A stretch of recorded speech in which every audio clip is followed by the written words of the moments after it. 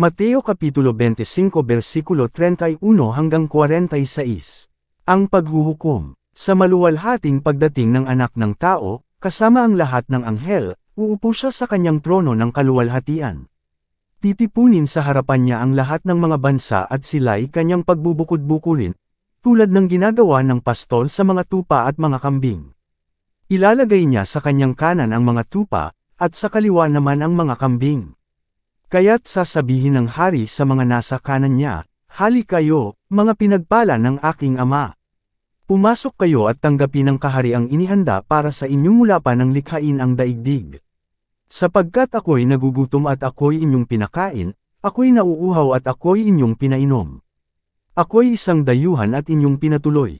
Ako'y hubad at ako'y inyong dinamitan, nagkasakit at inyong dinalaw, nabilanggo at inyong pinuntahan." Sasagot ang mga matuwid, "Panginoon, kailan po namin kayo nakitang nagutom at aming pinakain, o nauhaw at aming pinainom? Kailan po kayo naging dayuhan at aming pinatuloy, o kaya'y hubad at aming dinamitan?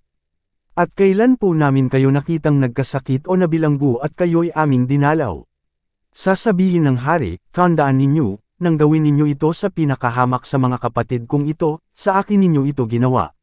Sasabihin naman niya sa mga nasa kaliwa, "Lumayo kayo sa harapan ko, kayong mga isinumpa. Doon kayo sa apoy na di namamatay na inihanda para sa dyablo at sa kanyang mga kampuon. Sapagkat hindi ninyo ako pinakain noong ako'y nagugutom, hindi ninyo ako pinainom noong ako'y nauuhaw. Hindi ninyo ako pinatuloy noong ako'y isang dayuhan. Hindi ninyo ako dinamitan noong ako'y hubad. Hindi ninyo ako dinalaw noong ako'y may sakit at noong ako'y nasa bilangguan."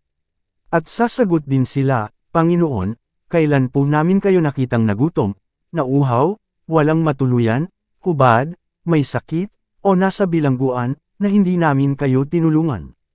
At sasabihin sa kanila ng hari, "Tandaan ninyo, nang pagkaitan ninyo ng tulong ang isa sa pinakahamak sa mga ito, ako ang inyong pinagkaitan." Itataboy ang mga ito sa kaparusahang walang hanggan, ngunit ang mga matuwid ay pupunta sa buhay na walang hanggan.